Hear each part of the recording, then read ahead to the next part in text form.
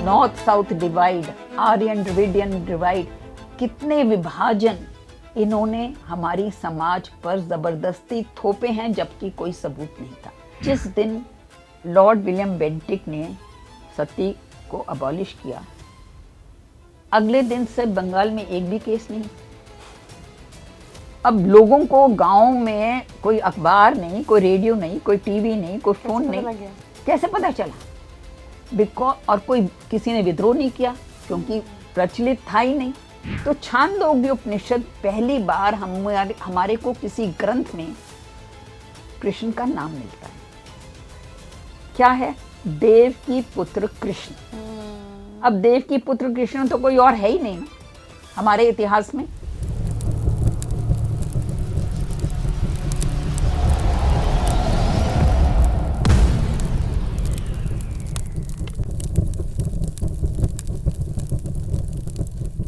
नमस्कार इंडिया, आप देख रहे हैं स्पीकिंग ट्री। मैं हूं आपके साथ इला गोस्वामी और आज के पॉडकास्ट में हम बात करेंगे द हिंदूज ऑफ हिंदुस्तान।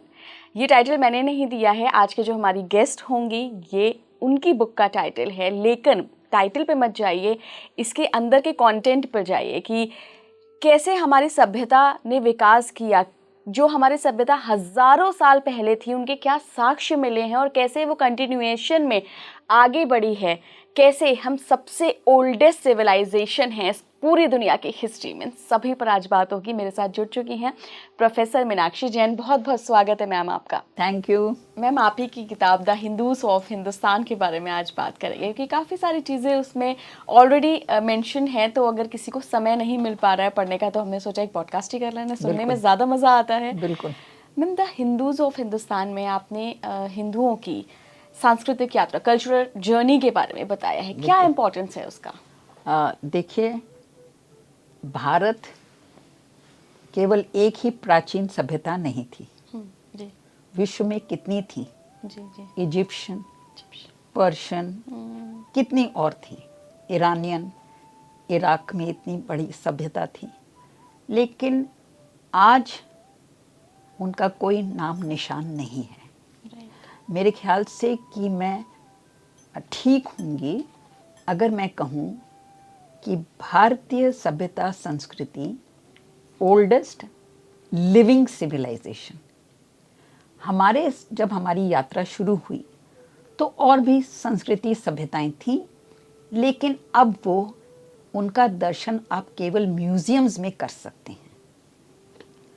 और जब हमने ये यात्रा शुरू की और जो इसके इम्पोर्टेंट बिंदु हैं, आज तक आप लोगों में वो देखेंगे। और ये एक बहुत बड़ी अचीवमेंट है क्योंकि हज़ारों सालों में हर देश के जीवन में इतनी उथल पुथल होती है और भारत के जीवन में तो बहुत ही ज़्यादा उथल पुथल हुई। अब आपने पूछा कि हम अपनी सभ्यता और संस्कृति की जो यात्रा है वो कब से शुरू करते हैं। तो आमतौर पर हमारी ये मान्यता है कि वेद जो हैं वो हमारे सबसे प्राचीन ग्रंथ हैं। किसी को भी कहो वो कहेंगे क्या वेद में लिखा है, you know, as if that is correct चीज है, वहाँ पे गलत नहीं हो सकता। गलत नहीं हो सकता, सबसे प्राचीन है। बट द पॉइंट इज कि वेदों को एक्चुअली डेट करना कितने पुराने हैं वो कहना मुश्किल है। क्योंकि बहुत वर्षों तक, हजारों या सौयों वर्षों तक वेद वर ट्रांसमिटेड ओरली, श्रुतियाँ from guru to shishya, that way. तो they were written very very late. तो जो हमारे आलोचक हैं वो कहेंगे ये क्या आर्गुमेंट है? ठीक है, आप कोई ठोस सबूत दीजिए कि हम कितने पुराने हैं। ठीक है भाई, हम सबूत दे सकते हैं ठोस। तो ये क्या ठोस सबूत? जो सबसे पहला ठोस सबूत है ये मध्य प्रदेश से हमको मिलता है। अच्छा, कहाँ से मैम? एक डिस्ट्रिक्ट है भैगोर, और वहाँ पर एक प्लेटफॉर्म, प्राचीन प्लेटफॉर्म और उसके ऊपर कुछ रखा हुआ है, और वो प्राचीन प्लेटफॉर्म और जो उसके ऊपर रखा गया है वो 9000 BC ई, इसका मतलब है 2000 अब हो गया, तो 11,000 साल पहले का वो प्लेटफॉर्म है और उसके ऊपर जो रखा गया है। तो और इसके ऊपर तो आप बहस नहीं कर सकते, नहीं कर ना, सकते। क्योंकि आप वहां पे जाके देख लीजिए, और उसकी फोटो इतनी छपी है अखबारों में, पुस्तकों पे, इंटरनेट पे। सो ये ठोस सबूत है। अब इससे लिविंग सिविलाइजेशन कैसे हो गए हम? क्योंकि आर्कियोलॉजिस्ट ने जिस साइट को, उस साइट को जो ढूंढा, वो हैरान हो गए कि वैसे ही पत्थर, यूनिक स्टोन था उस प्लेटफॉर्म के ऊपर, वैसे ही पत्थर, यूनिक पत्थर आज तक आसपास के गांव के वासी वैसे ही पूजा कर रहे हैं। और ये पत्थर क्या है? क्या है? ये है माँ, माई, उनको बोलते हैं माई, मदर गॉडेस। तो जैसे कि we have always revered the feminine, जी, ठीक है, तो उसका सबूत 11,000 ईयर्स का वो प्लेटफॉर्म और वो स्टोन उसके ऊपर है जो डेट किया गया है। और आज तक वहाँ के निवासी, गांव, ट्राइब्स वैसे ही पत्थर की अपने घरों में या अपने जो स्थान है कबीलों में पूजा कर रहे हैं। और ये क्या है? Mother my. तो माई की पूजा हम 11,000 साल पहले हमारे पास सबूत है, और उसके पहले कितना है हमको क्या पता। ये तो मिल गया, तो पता ये तो चल मिल गया, पता चल गया। तो दिस इज वन। अब इसके अतिरिक्त हमारे पास बहुत सबूत हैं, लेकिन कंटिन्यूटी एंड लिविंग सिविलाइजेशन की हम बात कर रहे हैं। तो मैं उसके बाद बताना चाहूँगी इंडस सिविलाइजेशन या इंडस सरस्वती सिविलाइजेशन, उसकी महत्वता क्या है। क्योंकि इंडस सरस्वती सभ्यता, संस्कृति में जो हमको शेष मिले हैं, उनकी पूजा हम आज तक करते हैं। तो सबसे इंपॉर्टेंट क्या था? एक सील, पशुपति सील। वो सील क्या है? वो कहते हैं कि ये पहला डिपिक्शन है शिवा का। तो शिवा योगिक मुद्रा में बैठे हैं, उनके आसपास पशु हैं क्योंकि वो पशुपति नाथ हैं, और हेड गियर है, और सारे जो चिन्ह हैं जो हम आज शिव से कनेक्ट करते हैं, वो उस छोटी सील में है। ठीक है। अब क्या है कि वामपंथी इतिहासकार बोलते हैं कि आपको क्या पता उस टाइम वो लोग इसको शिव के रूप में, शिव के नाम से पूछते थे। भाई उनकी वाणी तो हमारे पास नहीं है ना जी। ठीक है, हम मानते हैं कि भी हमको क्या पता, हम ये कह सकते हैं कि वो उसको पूछते थे। लेकिन क्या नाम दे के पूछते थे? या तो सील पे लिखा हो। ठीक है, हमने तो वो ग्रंथ, हमको लिपि नहीं हमने पढ़ी, तो उस बात का जवाब भी क्या ठोस जवाब मिला है। अच्छा। इंडस सिविलाइजेशन जी। के मोहनजोदारो में इन सिटू मीन्स कि जिस स्थान पर पहली बार वो स्थापित किया गया था, वो उसी स्थान पर अब तक है। क्या है वो? 3 शिवलिंग मिले। तो अब शिवलिंग को तो आप ये नहीं पूछ सकते कि भाई वो क्या बोलते थे, क्या बोलते थे, सही हम बात क्या है। बोलते हैं, हमको तो ये पता है। ठीक है, हमको ये पता है कि शिवलिंग को आज तक उसी रूप में पूछते हैं और हम उसको शिवलिंग बोलते हैं। तो अगर ये शिवलिंग है तो सील में कौन है? शिव है। ठीक है, अब बहस करने का तो कोई जवाब नहीं है ना। तो लेकिन अगर हमको ये पता नहीं कि भी वो शिव सील पे शिव हैं, लेकिन हमको तो ये तो पता है कि ये शिवलिंग है, तो शिव ही तो हुए। तो ठीक है। अगर आपको हमारी संस्कृति की कंटिन्यूटी को क्वेश्चन करना है तो आप कोई भी क्वेश्चन आप उठा सकते हैं, लेकिन एक कॉमन सेंस है ना, जो सबूत मिल रहे हैं वो भी तो कुछ आवाज दे रहे हैं।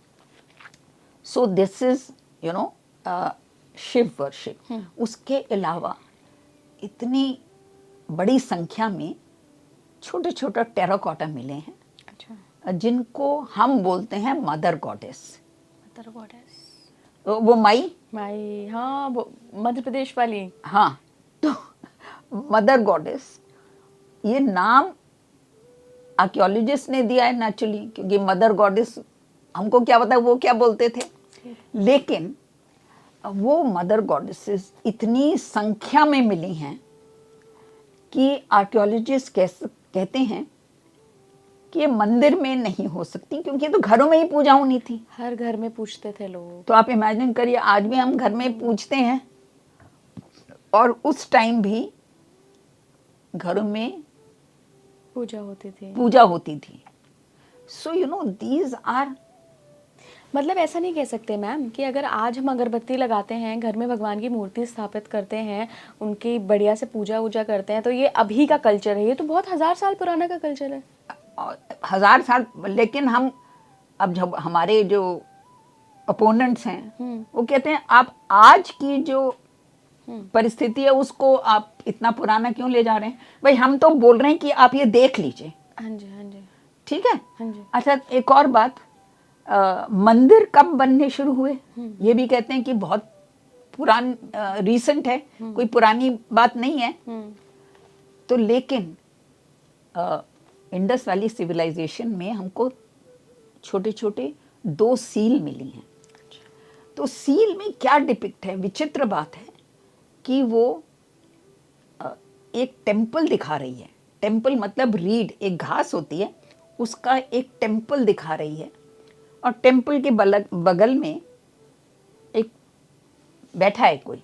अब मैं ये नहीं कहूँगी कि वो शिव थे, क्योंकि मुझे क्या पता वो क्या नाम देते थे, लेकिन ये मैं कह सकती हूँ कि भाई एक मंदिर सी प्रतिमा बनी हुई है, डिपिक्ट कर रहे हैं, और उसके बगल में एक व्यक्ति बैठे हैं। अब वो व्यक्ति गॉड हैं या मनुष्य हैं, ये आप अपने आप फैसला कर लीजिए।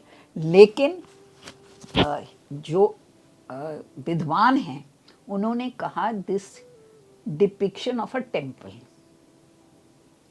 सो यू नो, अच्छा, इतनी सारी शंख मिला है वहाँ पे। तो शंख तो हम आज भी शंख बजाते हैं कि नहीं बजाते, ठीक है। पीपल पूजा में, अच्छा, आज भी कोई पीपल के पेड़ को काटने को तैयार नहीं है। तो यू नो सो मेनी स्वास्तिक, तो इतने सारे चिन्ह हमको इतनी प्राचीन हमारी सभ्यता में मिलते हैं। ये कोई एक्सीडेंट नहीं है कि हम अपने आप को बोलते हैं सबसे पुरानी लिविंग सिविलाइजेशन। जैसे मैंने कहा, पुरानी बहुत सी सिविलाइजेशंस थी। आप उनका दर्शन करना चाहें तो आपको म्यूजियम्स में जाना पड़ेगा। मदर गॉडेस का दर्शन करने के लिए वो पर्टिकुलर मदर गॉडेस तो म्यूजियम में है, लेकिन आप हमारे घरों में भी देख सकते हैं। शिवलिंग देख सकते हैं हमारे घरों में, इजंट इट। शिव की मूर्ति होती है। अब हमने काशी की बात की। So you know this whole continuity is so important. एक मैं आपको एक और बात कहना चाहूँगी अगर समय है। जी जी। मोहनजोदारो में हमको एक छोटी सी मूर्ति मिली। उसको हम प्रीस्ट किंग कहते हैं। प्रीस्ट किंग, हाँ, क्योंकि प्रीस्ट किंग इसलिए कहते हैं क्योंकि लगता है कि ये एक स्पेशल व्यक्ति थे। अच्छा। उनके वस्त्र से और उनके पोस्चर से। पोस्चर क्या है कि वो हाफ क्लोज्ड आईज, जैसे योगी ध्यान में बैठता है जी, तो वैसा उनका पोज है। ठीक है।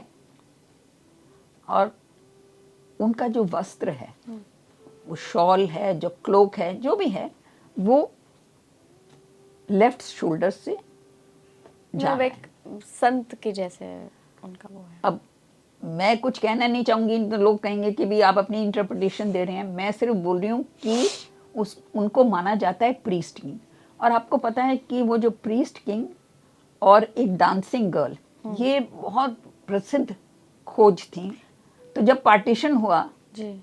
इंडिया और पार्टीशन पाकिस्तान का, तो उन्होंने कहा ये दो इम्पॉर्टेंट फाइंड्स हैं, एक पाकिस्तान को जाएगी, एक हमारे पास रहेगी। तो ये इनका भी बंटवारा हो गया। डांसिंग गर्ल शायद वहाँ चले गए हैं। नहीं, डांसिंग गर्ल अभी है हमारे यहाँ पास पे। ही है, जिनको पार्वती जी से भी हाँ, जोड़ा जाता है। पार्वती, वो डांसिंग गर्ल की 2 मूर्तियां मिली। अच्छा, अच्छा। तो एक वहां पे चली गई। हाँ हाँ, क्योंकि और- मुझे याद है वहाँ पे है। और उनकी जो डांसिंग गर्ल है बेचारी, उसके बारे में तो हमने उसके बाद कभी देखा नहीं, कभी सुना नहीं। और हमारी जो डांसिंग गर्ल है वो तो प्रसिद्ध है वर्ल्ड में। खैर सुनिए, तो ये प्रीस्ट किंग की शॉल या क्लोक जो भी कहेंगे, लेफ्ट शोल्डर से जा रहा है, ठीक है। And he is in a yogic posture, meditation के पोस्चर में, हाफ क्लोज्ड आईज। आप इमेजिन करिए, इस सिविलाइजेशन के लगभग 1000 वर्ष बाद जब मूर्तियां बननी शुरू हुई, कहाँ बननी शुरू हुई? मथुरा और गंधार में।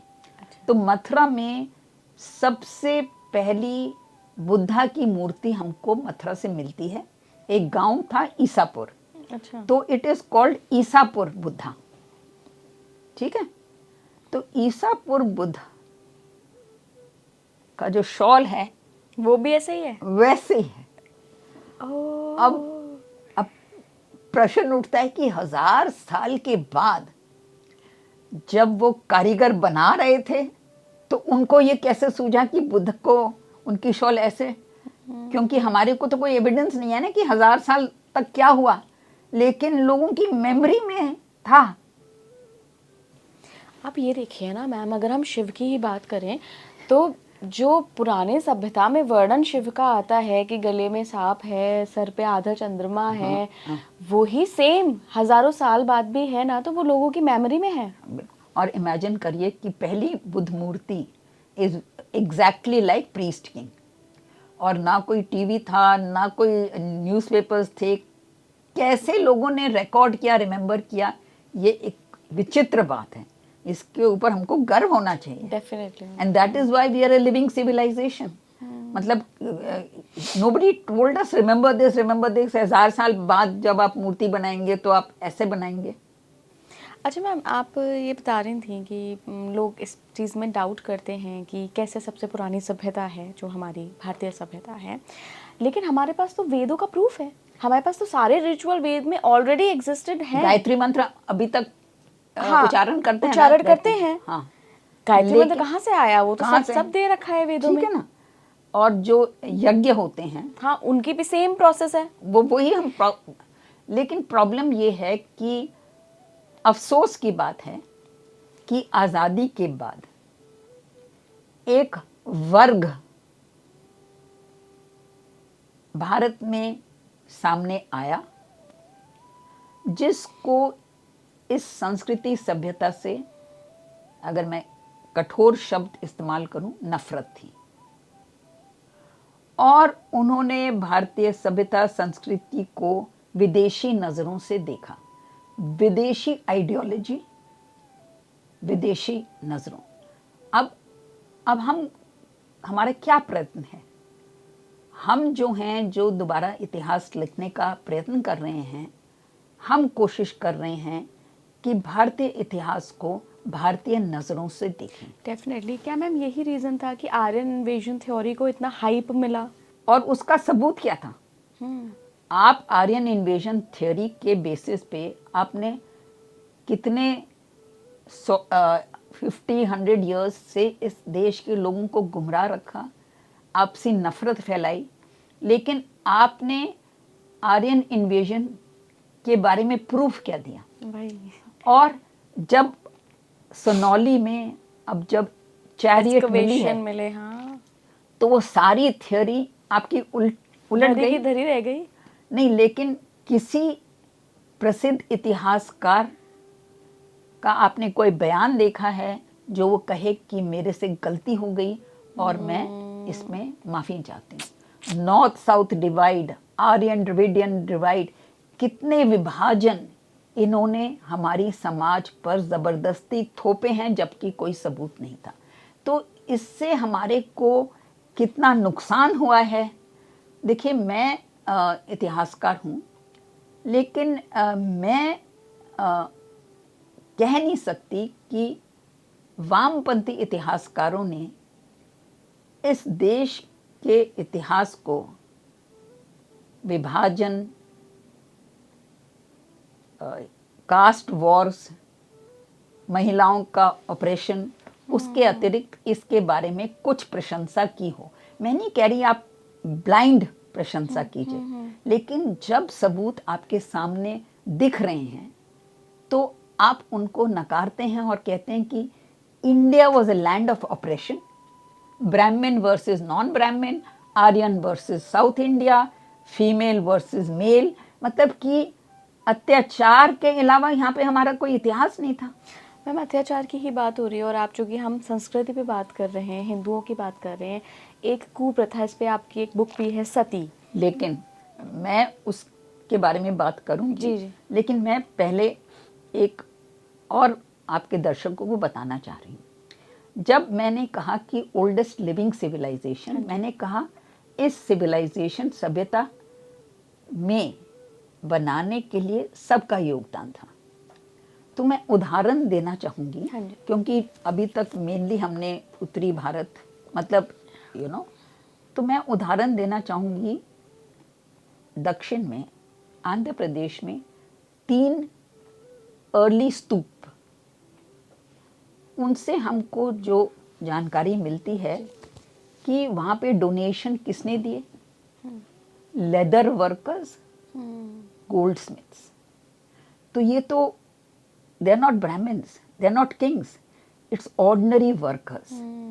और उसके बाद मैं सांची के पास जाना चाहूँगी। हम सब ने सांची का नाम सुना है। तो सांची का स्तूप पहले अशोक ने बनाया जी। और उनकी मृत्यु के लगभग 100 वर्ष बाद साधारण लोगों ने कहा ये स्तूप बहुत छोटा है, हम इसको बड़ा करेंगे। तो सांची के स्तूप से हमको 631 इंस्क्रिप्शंस मिले हैं। 631 इंस्क्रिप्शंस मिले हैं और वो उस टाइम के हैं जब स्तूप बन रहा था। और वो इंस्क्रिप्शंस, उनमें केवल 3 इंस्क्रिप्शंस हैं जिसमें किसी राजा का नाम लिया हो। लेकिन इसका मतलब ये नहीं है कि राजा ने कुछ कंट्रीब्यूशन की थी, कोई व्यक्ति उस राजा के यहाँ काम करता था। So 631 inscriptions, they are all by ordinary people. तो वो बताते हैं कि ये खंबा हमने डोनेट किया है, ये सड़क हमने डोनेट की है, और वो अपने नाम, उनके नाम हैं, किसने डोनेट किया, कहाँ से आता है। और majority of them are ordinary people. और एक गेटवे है, वो आप सांची में अभी भी देखेंगे। तो वो गेट पे इंस्क्रिप्शन है, आज भी देख सकते हैं। तो वो इंस्क्रिप्शन बताता है कि हम आइवरी वर्कर्स हैं, हम विदिशा से आए, विदिशा मध्य प्रदेश, हम वहाँ से आए हैं। और ये जो गेट है, हमने इसकी कार्विंग की है और हम अपनी तरफ से इसको भेंट दे रहे हैं। अरे great. So I mean, imagine the contribution of all. Why is it a living civilization? Because ordinary people have donated so much to it. Western Ghats पे आपको इतने सारे केव टेम्पल्स मिलते हैं, ठीक है, उनमें भी इंस्क्रिप्शंस हैं। Majority of the caves are dug and sponsored by ordinary people. कोई वर्कर है, कोई कुछ है, कोई कुछ है। और एक सबसे विचित्र एग्जाम्पल मैं देती हूँ, एक्का ड्राइवर। एक्का होता है रिक्शा की तरह, 2 पहियों की। तो वो यात्रियों को एक स्थान से दूसरे स्थान ले जाता था। तो उसका इंस्क्रिप्शन है कि मैं एक कार ड्राइवर हूँ और मैंने इतनी भूमि इसको डोनेट किया है ताकि इसकी इनकम से इतना खर्च यहाँ से निकल जाए। तो आप कैन यू इमेजिन, अब Mathura, I want to go to Mathura. Mathura में हमको small small ayagapattas, they are smaller than your mobile, they are called donation tablets. अच्छा, तो वो उस time anyone could contribute and make that. It would have a swastik or some holy sign and it would be kept anywhere for worship. 90% of the ayag pattas were donated by women.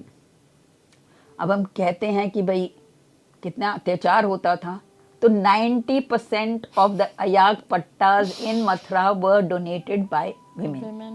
और एक पुस्तक है the Jain स्तूप, उसमें वो सारे inscriptions को translate करके बताया गया। तो एनीवन कैन सी, इंटरनेट पे फ्रीली अवेलेबल है। ठीक है, ऑर्डिनरी विमेन वो डोनेट कर रही हैं and in many cases the women had become Jains and the husbands were Hindus, so what we call Hindus today. So this thing that there was always religious war, that is also not true. और सबसे पहली सरस्वती की मूर्ति हमको मथुरा से मिलती है। अच्छा, और उसका हेड नहीं है, वो तो हमारे बहुत से मूर्तियों का यही हश्र हुआ कि सिर काट दिया जाता था, हाथ काट दिए जाते थे। उसके नीचे पेडेस्टल पे एक इंस्क्रिप्शन है और वो इंस्क्रिप्शन बताता है कि ये एक आयरन स्मिथ, लोहार ने डोनेट की, माँ की मूर्ति Saraswati. So you know these are such fascinating aspects of our history. लेकिन क्या हुआ है, अफसोस की बात है, आज़ादी के बाद जो इतिहास लिखा गया बिल्कुल अलग था। उससे हम, उसका उद्देश्य था हमको कोई गर्व ना हो हमारे अतीत पर और हम ये अतीत दिखाएं कि हमको तो शर्म होनी चाहिए अपने इतिहास पर, क्योंकि ये इतिहास जो हमारा था ये शोषण, महिलाओं पे अत्याचार, छोटे वर्गों पे अत्याचार, धर्म एक दूसरे से लड़ रहे हैं, ये एक इतिहास था जिससे हमको शर्म आनी चाहिए। मैम, मथुरा की बात चल रही है, बुद्धा की बात चल रही है, तो मथुरा के बारे में क्या और भी कुछ एंशिएंट चीज़ें मिली हैं या कुछ ऐसा इवेंट हुआ है जो हिस्ट्री से कनेक्ट करता हो? बहुत बहुत इम्पोर्टेंट क्वेश्चन है। मथुरा, अगर आप किसी साधारण व्यक्ति से पूछे मथुरा के बारे में आप क्या जानते हैं, कृष्ण, तो वो कहेंगे कृष्ण जन्म स्थान है। राइट। अब जो हमारे आलोचक हैं उनका कहना है कि कृष्ण इज अ माइथोलॉजी, और आप क्या सबूत पेश कर सकते हैं कि वो एक्चुअली एक लिविंग बीइंग थे? तो मैं आपके दर्शकों को बताना चाहूंगी कि कृष्ण का रेफरेंस पहले हमारे को कब मिलता है। वो मिलता है छांदोग्य उपनिषद। अब छांदोग्य उपनिषद लगभग 9000 BCE की है, तो अब 2000 और लगा दीजिए तो 11000 साल लगभग, उससे भी ज़्यादा हो सकती है। तो छांदोग्य उपनिषद पहली बार हमारे को किसी ग्रंथ में कृष्ण का नाम मिलता है। क्या है? देव की पुत्र कृष्ण। अब देव की पुत्र कृष्ण तो कोई और है ही नहीं ना हमारे इतिहास में। लिखते हैं देव की पुत्र कृष्ण आए, अपने गुरु, और फिर गुरु का नाम लिखते हैं। संदीपानी नहीं, अंगिरस। तो वो लिखते हैं कि ये देव की पुत्र कृष्ण के गुरु थे और इन्होंने देव की पुत्र कृष्ण को क्या विद्या दी वो भी लिखते हैं।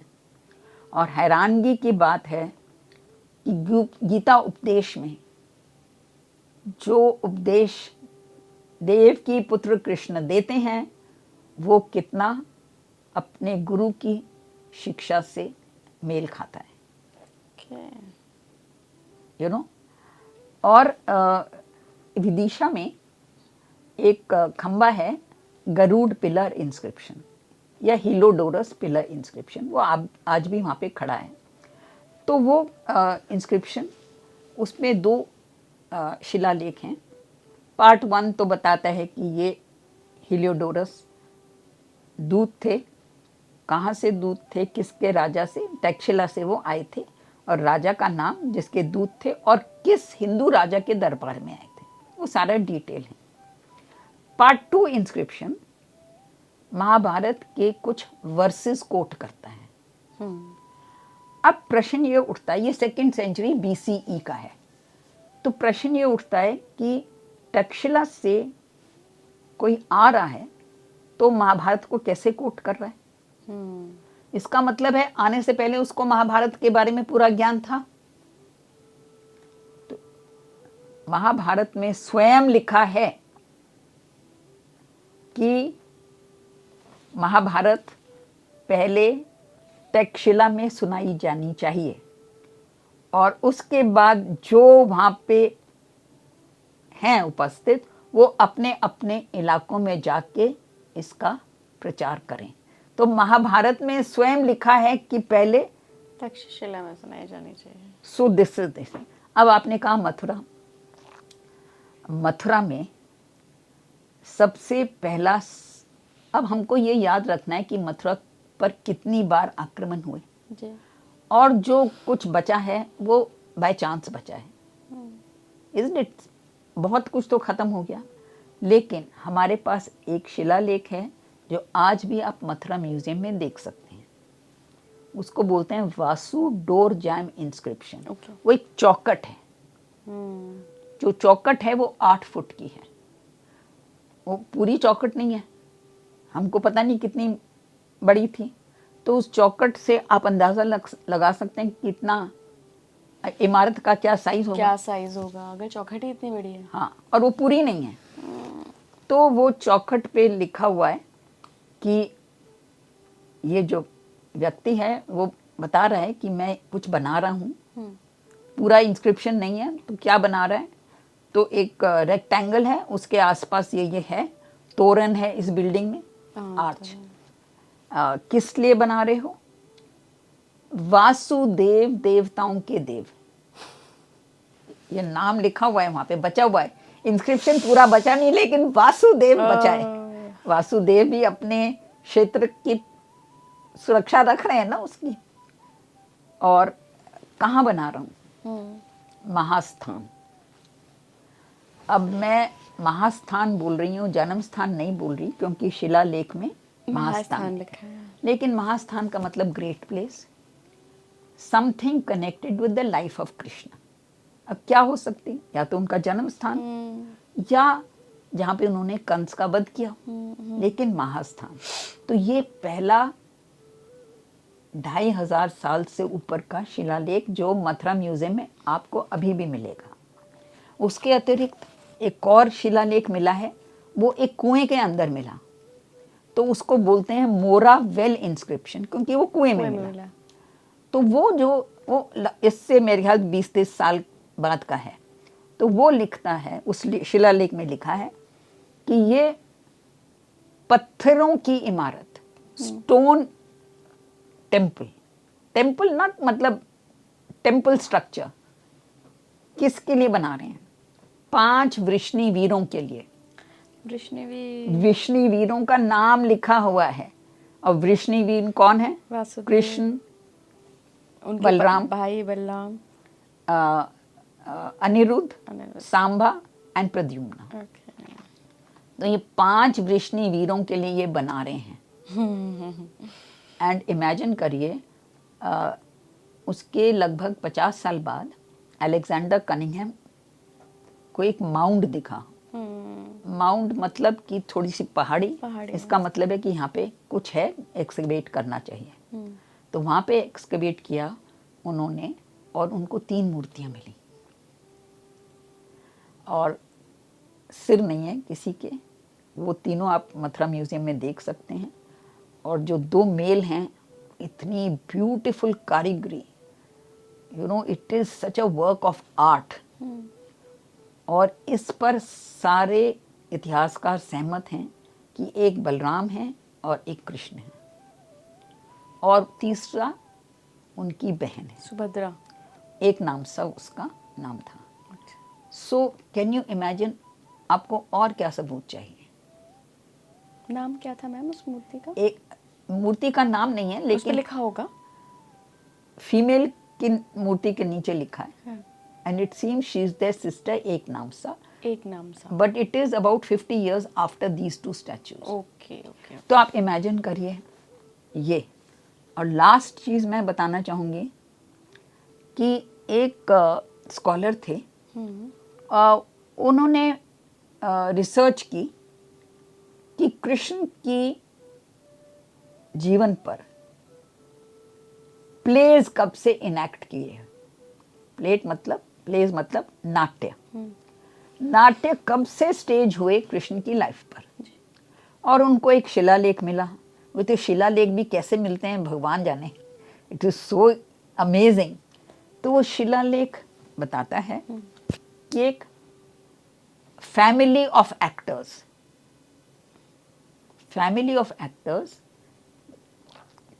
दे knew how to sing, dance etcetera, जो आना चाहिए एक्टर्स को, और वो एक्ट करते थे plays on the life of Krishna. काफी फैसिनेटिंग है।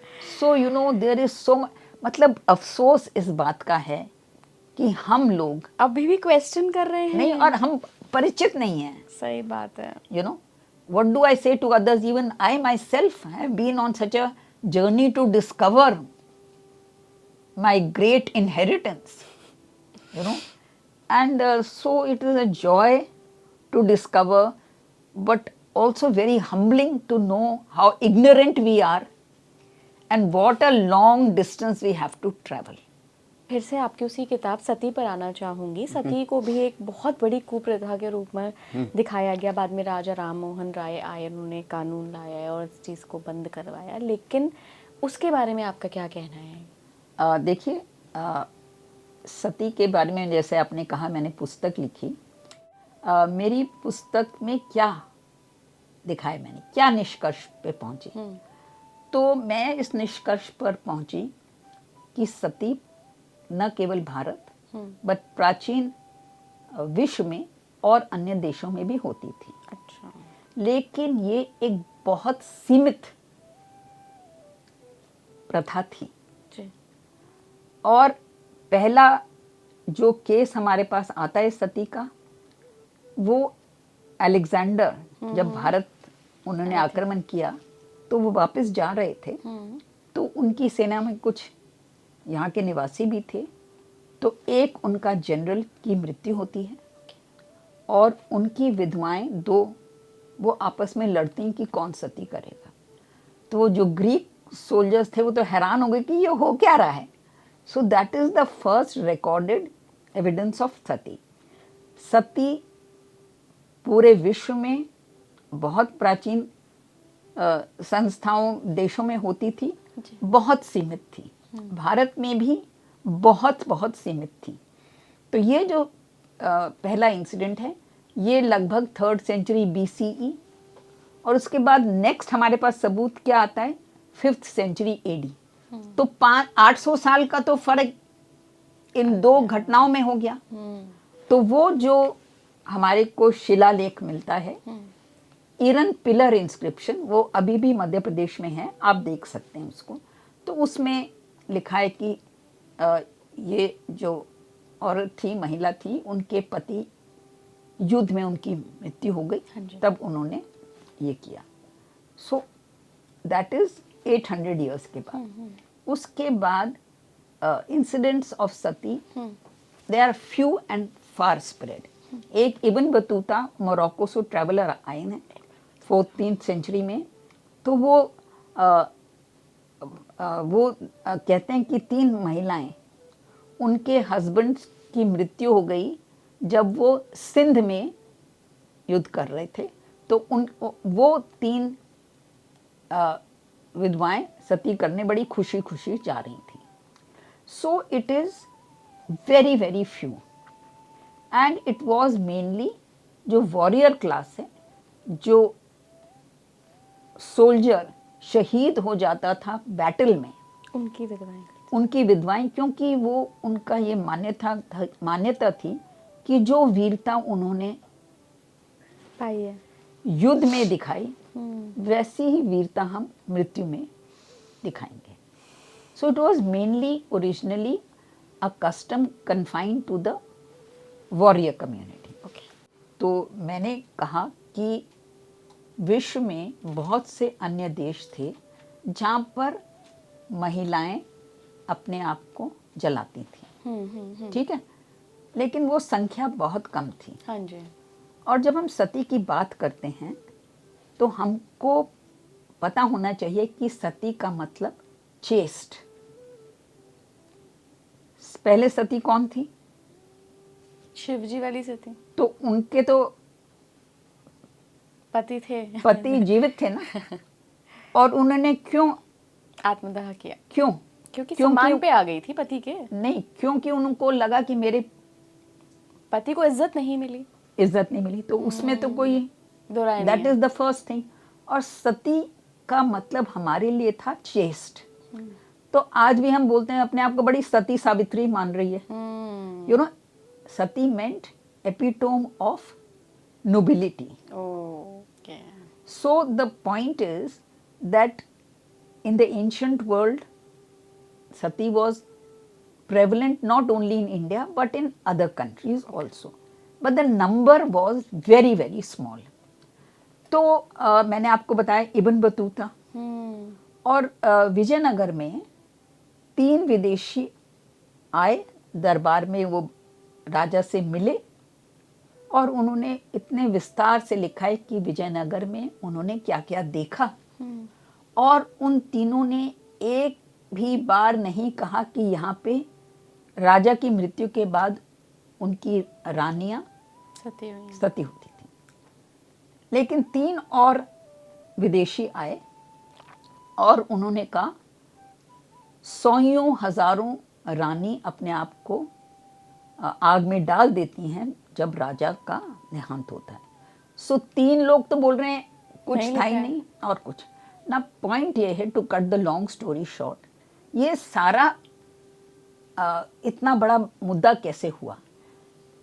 पहली बात तो हमको याद रखनी है कि पहला फ्यूनरल हिम ऋग्वेद का था. तो ऋग्वेद में जो फ्यूनरल हिम था वो कहता था अगर किसी महिला के पति का देहांत हो गया तो महिला को उनके शव के सामने अपनी आंखों में घी लगाना है और फिर उठकर समाज में अपना स्थान लेना है.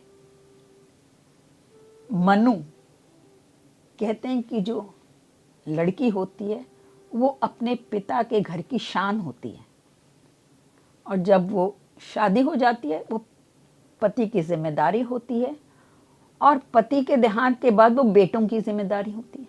तो उसमें तो उन्होंने नहीं कहा कि बेटों की क्यों जिम्मेदारी होगी अगर वो बची नहीं.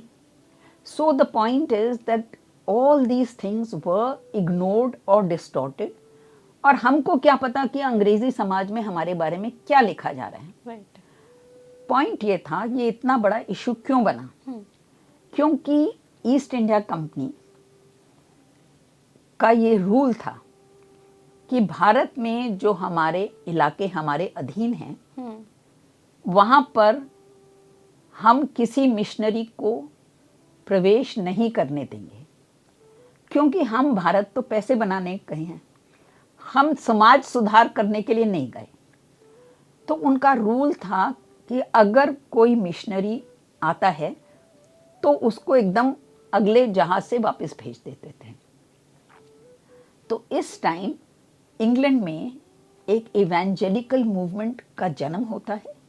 इवेंजेलिकल मूवमेंट का जन्म होता है क्योंकि फ्रांस में फ्रेंच रेवोल्यूशन हो गई थी. फ्रेंच रेवोल्यूशन में हमको पता है कि राजा और रानी के साथ क्या व्यवहार हुआ था. कत्ल किया गया था, बेहेडिंग।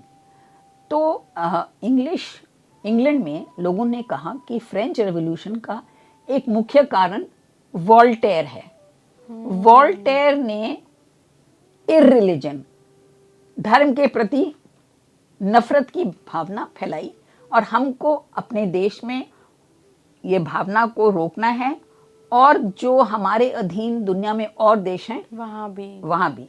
सो मिशनरी मूवमेंट वाज बॉर्न। लेकिन ईस्ट इंडिया कंपनी अपनी टेरिटरी में अलाउ नहीं करती थी। तो अब मिशनरीज को, बैप्टिस्ट मिशनरीज को बताना था पार्लियामेंट को कि हमको परमिशन दो। तो कैसे परमिशन दें, कोई आधार होगा। तो आप इमेजिन करिए, डेनिश कॉलोनी श्री रामपुर में ये छुप के चले गए थे ब्रिटिश मिशनरीज, और वहाँ से उन्होंने एक प्राइवेट सर्वे कमीशन किया, कुछ लोगों को आमंत्रित किया और उन्होंने कहा कलकत्ता के 30 किलोमीटर के अंदर जितने भी सती के इंस्टेंसेस हैं वो हमको फिगर दो। अब कलकत्ता को तो हम बोलते हैं, समझते हैं कि birth of modern India begins with the Bengal renaissance. तो जहाँ पे बंगाल रेनेसांस का हम जिक्र कर रहे हैं, तो वहाँ पे सती प्रथा ऐसे हो सकती है, इट्स डिफिकल्ट टू इमेजिन। और जो सती प्रथा थी उसका एक्चुअली जो केंद्र था, it was Rajasthan. You know, रजवाड़ों में जो jauhar and sati were connected with the royal families. ठीक है, कलकत्ता में तो कोई, खैर इन्होंने पार्लियामेंट में ये फिगर्स भेजे और पार्लियामेंट ने जो उनकी और कलकत्ता के अतिरिक्त भारत में जो टेरिटरीज कंट्रोल करते थे, बॉम्बे एंड मद्रास, उनको पूछा कि भाई तुम्हारे यहाँ क्या हाल है। तो उन्होंने कहा सती हमारे यहाँ तो कुछ है नहीं। तो आप इमेजिन करिए, बंगाल जहाँ पे एनलाइटेंड इंग्लिश एजुकेशन का प्रचार हो रहा है, that is where the British depicted as centre of sati, and they allowed the missionaries to enter into India, and then Lord William Bentinck abolishes सती। अब आप मेरे को बताइए कि जिस दिन लॉर्ड विलियम बेंटिक ने सती को अबॉलिश किया, अगले दिन से बंगाल में एक भी केस नहीं। अब लोगों को गांव में कोई अखबार नहीं, कोई रेडियो नहीं, कोई टीवी नहीं, कोई फोन नहीं, कैसे पता चला? बिकॉज, और कोई किसी ने विद्रोह नहीं किया क्योंकि प्रचलित था ही नहीं। तो मैं तो उस कानून के विरुद्ध खड़ी होंगी जो प्रचलित है। अगर कोई प्रथा प्रचलित नहीं थी तो लोग उसके बगावत क्यों करेंगे? सो you no, but the point is, जब आप किसी को हक देते हैं कि आपके इतिहास को वो अपनी नज़रों से लिखें, तो आप इमेजिन करिए, अभी तक स्कूल टेक्स्ट बुक्स में बच्चों को पढ़ाया जाता था, अब पढ़ाया जाता है कि नहीं मुझे नहीं पता, कि विलियम बेंटिक की क्या देन है, भारत में विलियम बेंटिक की क्या देन है। तो सब बच्चे बोलेंगे ही abolish sati and female infanticide. जैसे हर कोई बच्ची पैदा हो रही थी उसको गंगा में फेंक देते थे, हर जो विधवा हो रही थी उसको चिता पे चढ़ा देते थे। सो इमेजिन कि ये कितना डीप रूटेड, अभी तक हमारे टेक्स्ट बुक्स में ये पढ़ाया जा रहा है। और कितने आप अपनी एक्सटेंडेड फैमिलीज, फ्रेंड्स, किसी से भी पूछ लीजिए कि आपके परिवार में कभी हुआ, you will say no, we will say no. And कितने आप परिवार, फ्रेंड्स वगैरह, आप पूछे कि आपके फैमिली में फर्स्ट बॉर्न कौन है, गर्ल होगी, मैं भी फर्स्ट बॉर्न गर्ल ही हूँ ना। तो where was the question of, you know, I mean so much poison has been taught to us, distort कर दिया पूरी हिस्ट्री। और हमारे को अपने प्रति नफरत की भावना हुई, क्योंकि अपने इतने बैकवर्ड लोग थे कि लड़कियों को, छोटी बच्चियों को गंगा में फेंक रहे थे, विधवाओं को जला रहे थे.